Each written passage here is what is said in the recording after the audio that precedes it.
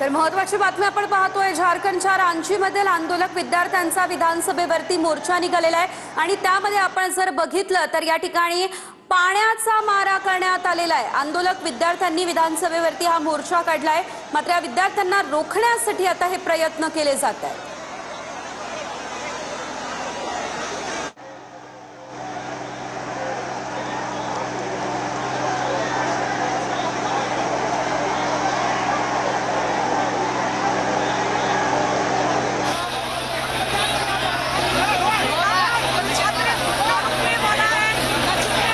तर आपण पाहू शकतोय आता या सर्व विद्यार्थ्यांच्या अनेक मागण्या आहेत, ज्या मागण्यांवरती तोडगा निघालेला नाहीये आणि त्यामुळे आता हे सर्व विद्यार्थी विधानसभेवरती मोर्चा घेऊन निघाले।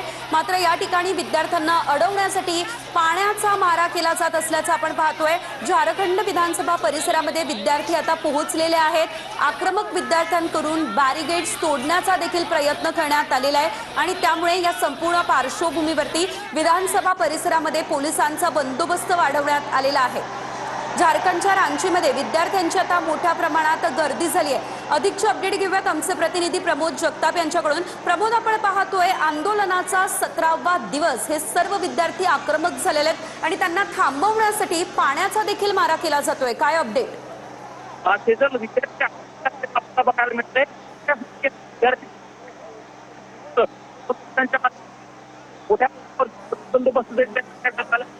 वारंवार जागरूकता प्रमोद, तुमचा आवाज आमच्यापर्यंत पोहोचू शकत नाहीये। या ठिकाणी आपण पाहू शकतोय झारखंडच्या रांचीमध्ये आंदोलक विद्यार्थ्यांचा विधानसभेवरती हा मोर्चा निघालेला आहे। आमच्या प्रतिनिधींसोबत संवाद साधण्याचा आपण प्रयत्न करू, मात्र आपण ही संपूर्ण दृश्य पाहू शकतोय। आंदोलनाच्या पार्श्वभूमीवरती कडक पोलिसांचा बंदोबस्त देखील तैनात आहे। या ठिकाणी पाण्याचा मारा केल्यानंतर मात्र या विद्यार्थ्यांनी या पाण्यामध्ये डान्स करण्यास, नाचण्यास सुरुवात केली असल्याचं आपण पाहू शकतोय। या ठिकाणी या विद्यार्थ्यांना रोखण्यासाठी हे प्रयत्न आता केले जातात प्रशासनाकडून, मात्र विद्यार्थी या ठिकाणानं जाण्यास तयार नाही आहेत।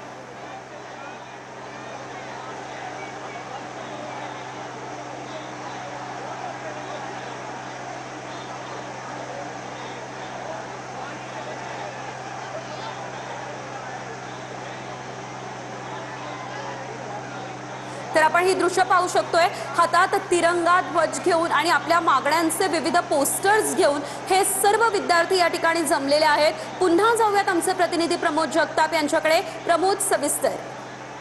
आपण बघतोय शेजल, मोठ्या प्रमाणावरती विद्यार्थी आक्रमक झाल्याचं चित्र आपल्याला बघायला मिळतंय। पोलिसांचा मोठा फौजफाटा या ठिकाणी तैनात जरी करण्यात आलेला असला तरी विधानसभेकडे जाणाऱ्या रस्त्यावरचे 6 ठिकाणचे बॅरिगेटिंग या विद्यार्थ्यांनी आता तोडल्याचं चित्र आपण बघतोय। खरं तर पोलिसांकडून या विद्यार्थ्यांना अडवण्याचा प्रयत्न केला जातोय, पण विद्यार्थी मोठ्या संख्येने आहेत। विद्यार्थी आक्रमक असल्याचं म्हणजे पाण्याची फवारणी तर मारण्याचं चित्र बघायला मिळतंय, पण विद्यार्थी मात्र कायमस्वरूपी आक्रमक असल्याचं बघायला मिळतंय। आजचा आंदोलनाचा खरं तर 18वा दिवस आहे। 18वा दिवस असताना विद्यार्थी आपल्या मागण्यांवरती ठाम असल्याचं बघायला मिळतंय। ज्या पद्धतीनं परीक्षांमध्ये घोटाळा झालेला आहे, परीक्षांमध्ये पेपर फुटी प्रकरणामध्ये ज्या प्रकारे सरकारची भूमिका आहे, त्या भूमिकेवरती विद्यार्थ्यांनी प्रश्न उपस्थित केल्याचं बघायला मिळालेलं आहे।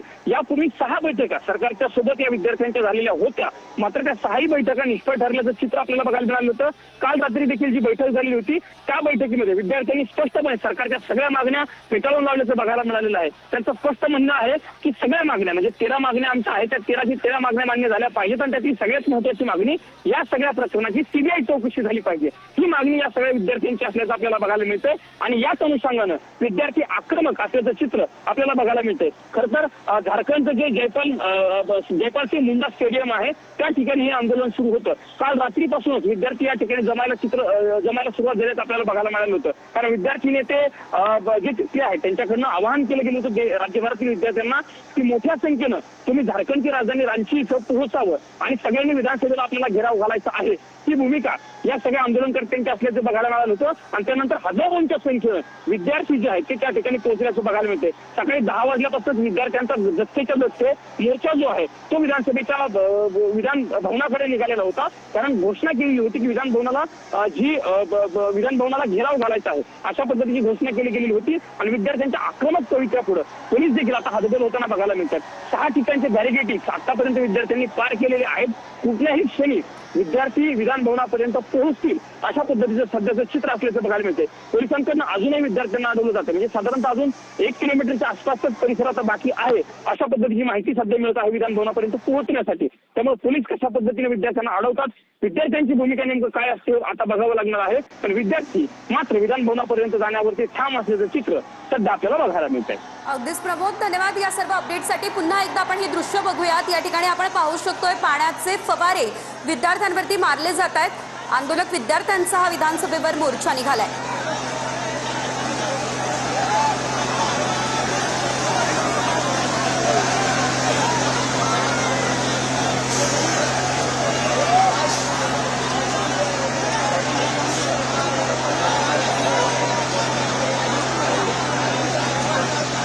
या सर्व विद्यार्थ्यांना रोखण्यासाठी अनेक प्रयत्न जे आहेत ते प्रशासनाकडून केले जात आहे। मात्र हे विद्यार्थी आपल्या आंदोलनावरती ठाम असल्याचं बघायला मिळत आहे।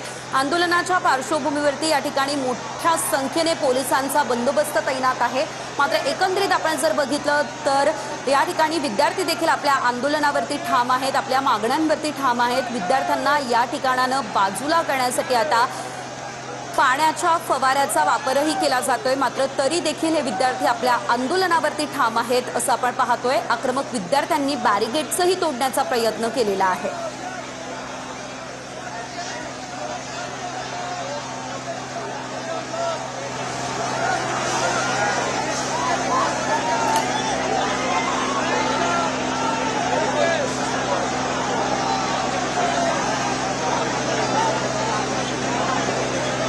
आजचा या आंदोलनाचा 17वा दिवस आहे आणि आज 17व्या दिवशी आता विधानसभेवरती मोर्चा या सर्व आंदोलकांनी आपला काढलेला आहे। हे सर्व विद्यार्थी आहेत, अनेक मागण्या आहेत, पेपर फुटीची मागणी आणि या संपूर्ण प्रकरणाची सीबीआय चौकशी व्हावी ही प्रमुख मागणी या विद्यार्थ्यांची आहे। आणि या मागण्यांसाठी आता हे विद्यार्थी एकजूट झालेले आहेत। हातात तिरंगा झेंडा घेऊन आपल्या मागण्यांचे पोस्टर घेऊन हे विद्यार्थी आता या ठिकाणी रस्त्यावरती उतरलेले आहेत।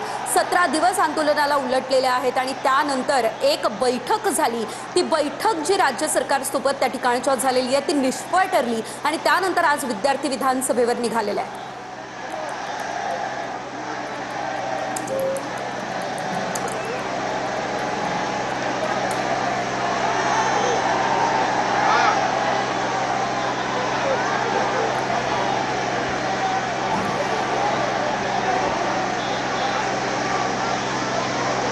पुन्हा एकदा जाऊयात आमचे प्रतिनिधी प्रमोद जगताप यांच्याकडे। प्रमोद, आपण पाहतोय आता हे विद्यार्थी जे आहेत ते सर्व खूप आक्रमक झाले असल्याचं आपल्याला बघायला मिळत आहे। कारण 17 दिवस झाले, एक बैठक झाली, तीही निष्फळ ठरली आणि अजूनही त्यांच्या मागण्यांवरती तोडगा निघालेला नाहीये।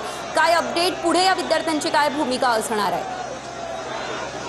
देवेंद्र महतो जे आंदोलनाचं नेतृत्व करत आहेत या विद्यार्थी आंदोलनाचं, त्यांच्याकडनं स्पष्टपणे सांगितलं गेलेलं आहे, मागण्या जोपर्यंत सगळ्या हेमंत सरकार सोरेनकडनं मान्य होत नाही तोपर्यंत आम्ही आंदोलन सोडणार नाही, आम्ही उपोषण सोडणार नाही अशा पद्धतीची भूमिका त्यांच्याकडनं घेतल्याचं आपल्याला बघायला मिळते। आणि त्यानंतर आज हे घेराव आंदोलन विधानसभेला होत असल्याचं आपल्याला बघायला मिळते।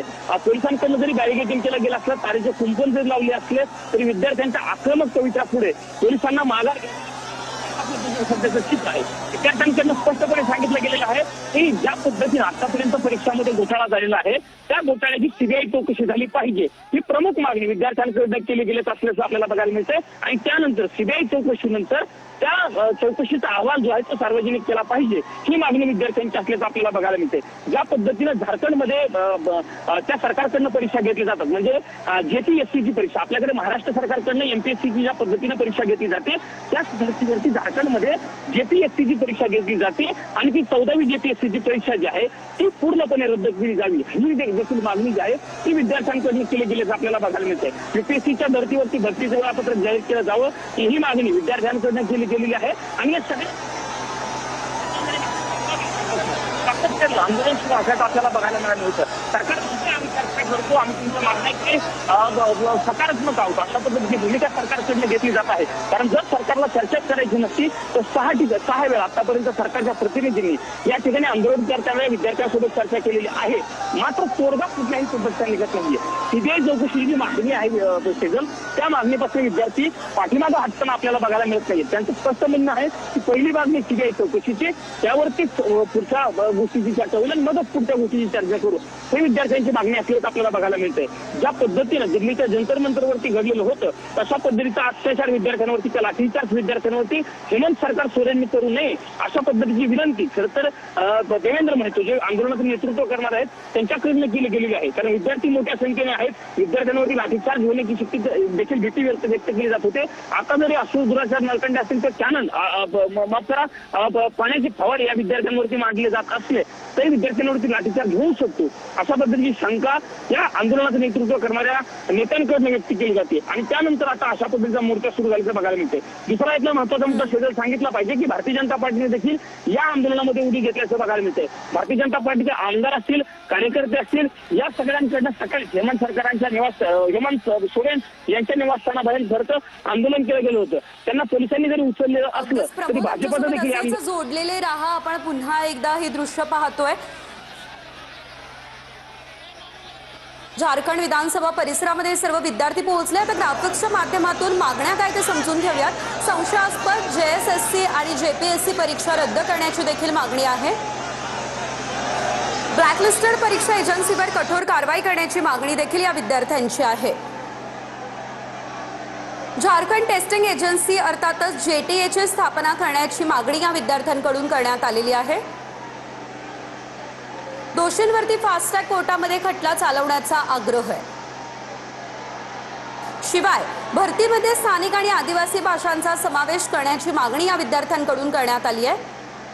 रांचीमध्ये जे आंदोलन चालू आहे त्यामध्ये मागण्या काय ते आपण पाहतोय। परीक्षा घोटाळ्यांची CBI चौकशी व्हावी अशी मागणी देखील या विद्यार्थ्यांकडून करण्यात आलेली आहे।